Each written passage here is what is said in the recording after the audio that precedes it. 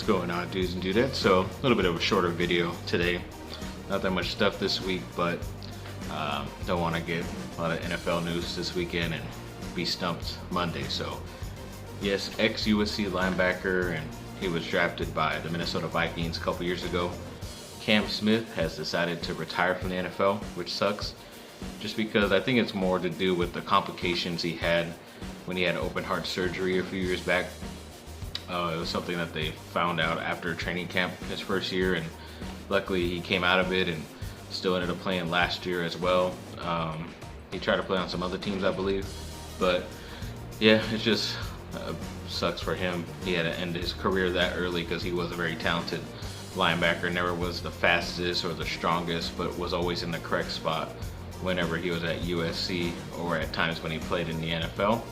But I'm just definitely hoping that Clay Helton does something good before he gets fired or leaves USC as a head coach and ends up hiring Cam Smith as either a grad assistant, quality control analyst, whatever, or even as one of the assistants to the linebackers coaches, something like that.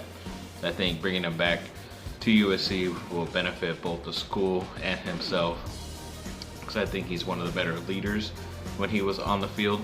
So he could definitely coach up a bunch of young guys and eventually make a career out of this as a coach. So hopefully that's how it works out, but we'll have to wait and see. Then ex-Duke player Cassius Stanley, he has been playing pretty well for the Indiana Pacers this summer league, but for some reason they ended up taking away his qualifying offer, making him an unrestricted free agent. Before he was restricted, so if somebody wanted to sign him, then they had an opportunity to match it or give him more money, but now he can sign wherever he wants. And I guess they had made a trade to make room for another guy, so they didn't have enough money to keep him, which is dumb because I think he's still a pretty talented guy. But I don't know, I did see that him and Russell Westbrook are very good friends, and of course everybody knows that Westbrook is now on the Lakers, and Westbrook even gave him a happy birthday shout out the other day, earlier this week. So I mean, I'm hoping it aligns everything for him going to the Lakers. I think it'd be a good fit, so I know he looks up to Westbrook, and Westbrook is like a mentor to him. So I think that'd be really awesome. And of course Westbrook has enough pull to be able to get him at least some type of invitation to camp or anything like that to give him a tryout. So obviously hoping for the best in this situation again. Then USC football named their captains. They allowed the players to do it this time. So the main guys that were captains were wide receiver Drake London, who's going into his third year. So he's been one of the top guys. He is considered a first, second round pick, one of the top tight ends / wide receivers out there. So it was not surprising he got it. Defender that's been there around 4 years is Isaiah Pola-Mao. He's one of the better. He should be one of the better defenders for USC. He's kind of been inconsistent at times, which is why he's still there. But I definitely think he's going to step it up this year, hopefully. And then Vavai Malapai, the running back who's been there, I think it's at least 5 years he's been there. One of the older running backs that they have, and still very productive. He does not go down easily. Definitely knows how to lead both, whether it's to run other running backs or even other players on other sides of the defense as well. So that's cool to have him there. And then a special teams guy, Ben Griffiths. He's definitely an older guy. There's like this weird pipeline of Australian kickers, whether regular kickers or punters, that come from Australia, and these are older guys, but they end up getting on teams. Some have already made it to the NFL, and a lot of them are in college. And this guy's like, he's in his probably mid-20s already, only been at USC for a couple years, but he is one of the better punters out there.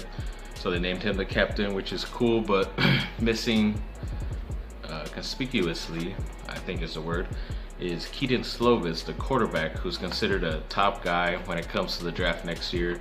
Maybe a Heisman favorite if he has a good enough season, numbers-wise, and he's not even named a team captain. So I think that's pretty glaring, especially if a team is looking at him to draft him in the first round in the NFL next year. It's like, why weren't you named captain? You're supposed to be this all-around, player. So that's the only thing I pretty much got out of that. Then ex-USC power forward Taj Gibson decided to re-sign with the New York Knicks. It's his hometown team, so it's not surprising he wanted to stay there. Was able to go back probably on a cheap mid-level deal. So good luck to him. See what he can do. Then ex-Duke player DJ Stewart. I think he signed a two-way or got an invite from the Sacramento Kings, as I mentioned a few videos back. But then just the other day, they did win the Summer League, destroying the Boston Celtics, which was nice. And so he has some type of little bit of a championship celebration before the season, Stewart, and hopefully that allows him to get on the team, because I'm pretty sure he played pretty well, which is good. And then they also released a first and second team for Summer League, and Jalen Johnson, the Duke forward, was named on the first team because of how well he played, obviously. And that's cool.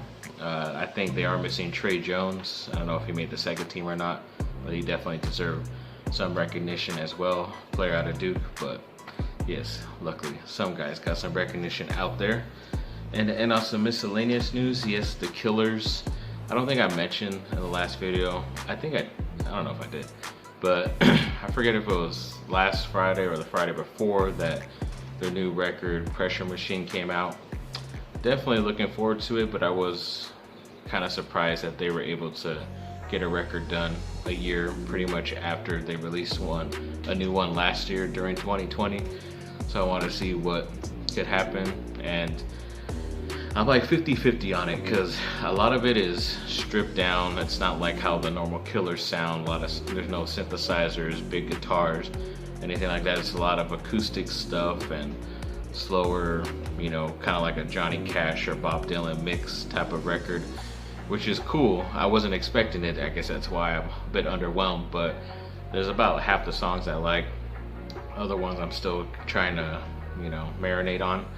Overall, it's still a pretty nice record. And then of course, I think I mentioned before that they are still already working on their next album, which could be out next year as well. But a lot of the band members are saying that it is going to be heavier.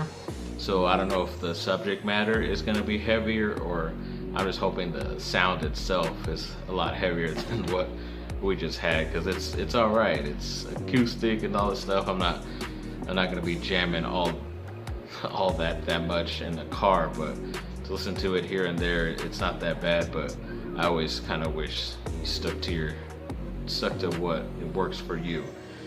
But yeah, overall, should still give it a listen, and hopefully the next record sounds even better. So thanks for watching, people. Like and subscribe, comment down below, let me know what y'all think. Have a great rest of your day. Bye.